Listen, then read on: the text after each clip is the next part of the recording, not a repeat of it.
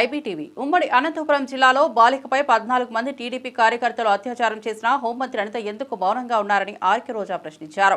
గిరిజన బాలిక హత్య జరిగినా స్పందించలేదని మండిపడ్డారు. చంద్రబాబు సీఎం అయితే మహిళలు భయపడనక్కర్లేదని అనిత డైలాగులు కొట్టిందని, కానీ మహిళలపై దాడులు రోజురోజుకు పెరుగుతున్నాయని విమర్శించారు. కుప్పంలో ఓ మహిళను చెట్టుకు కట్టి హింసించారని, హోంమంత్రిగా అనిత వ్యవహరించలేకపోతున్నారని ఇది సిగ్గుచేటని చెప్పారు.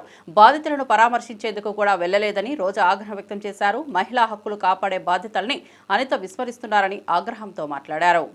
జరిగిన ఇన్సిడెంట్ చూస్తుంటే నిజంగా చాలా బాధాకరంగా ఉంది. సీఎం చంద్రబాబు నాయుడు గారి సొంత నియోజకవర్గంలోనే ఇలా జరుగుతుందంటే రాష్ట్రంలో మహిళలకి ఏమాత్రం భద్రత కల్పిస్తున్నారో ఒకసారి రాష్ట్ర ప్రజలు ఆలోచించగలరు. ఎందుకంటే చంద్రబాబు నాయుడు గారు అధికారంలోకి వచ్చిన తర్వాత ఇది ప్రజాస్వామ్యమా, రెడ్ బుక్ రాజ్యాంగమా అనే అనుమానం కలిగే విధంగా ఈ రోజు రాష్ట్రంలో ప్రతి రోజు కూడా మహిళల మీద, బాలికల మీద దాడులు చేయటం, అత్యాచారాలు చేయటం, హత్యలు చేయటం, చెట్టుకు కట్టేసి కొట్టడం, ఇవి ఏ రాష్ట్రంలో అయినా జరుగుతున్నాయా?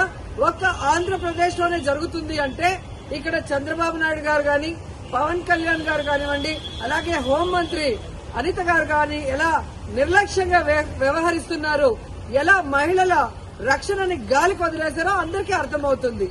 మాటలు మాత్రం ఇంత చెప్తారు. అధికారంలోకి వచ్చేప్పుడు ఏం చెప్పారండి?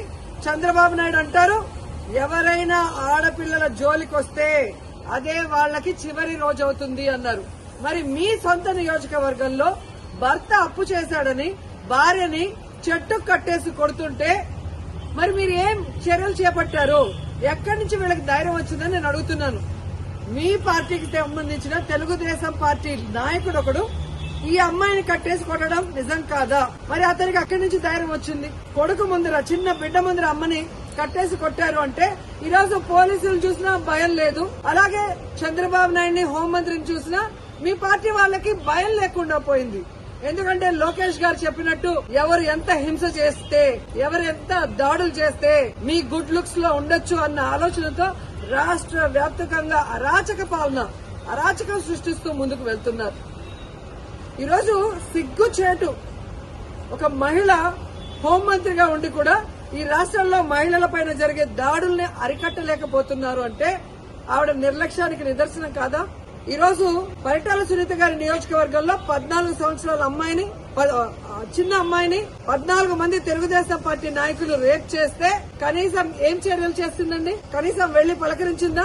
అలాగే అనంతపూర్ లో ఒక గిరిజన ఇంటర్మీడియట్ స్టూడెంట్ ని చంపేస్తే పోలీసుల నిర్లక్ష్యం వల్ల అమ్మాయి చనిపోతే అక్కడికి వెళ్లి హోంమంత్రి ఏమైనా చర్యలు చేపట్టిందా? మళ్ళీ గొప్పగా ఎన్నికల తర్వాత చెప్తుంది చంద్రబాబు నాయుడు ముఖ్యమంత్రి అయ్యాడు కాబట్టి ఇక ఆంధ్రప్రదేశ్ లో మహిళలంతా గుండెల మీద చేతులేసుకుని ప్రశాంతంగా నిద్రపోవచ్చని భారీ డైలాగ్ కొట్టింది. కనీసం కుప్పంలో కూడా మహిళలు ప్రశాంతంగా పడుకునే పరిస్థితి లేకుండా పోయింది. ఈ రోజు ఆవిడ సెల్ ఫోన్ లో ఏ విధంగా వీడియో కాల్ చేసి పరామర్శిస్తోందంటే ఈవిడ అహంకారానికి నిదర్శనం కాదని నేను అడుగుతున్నా.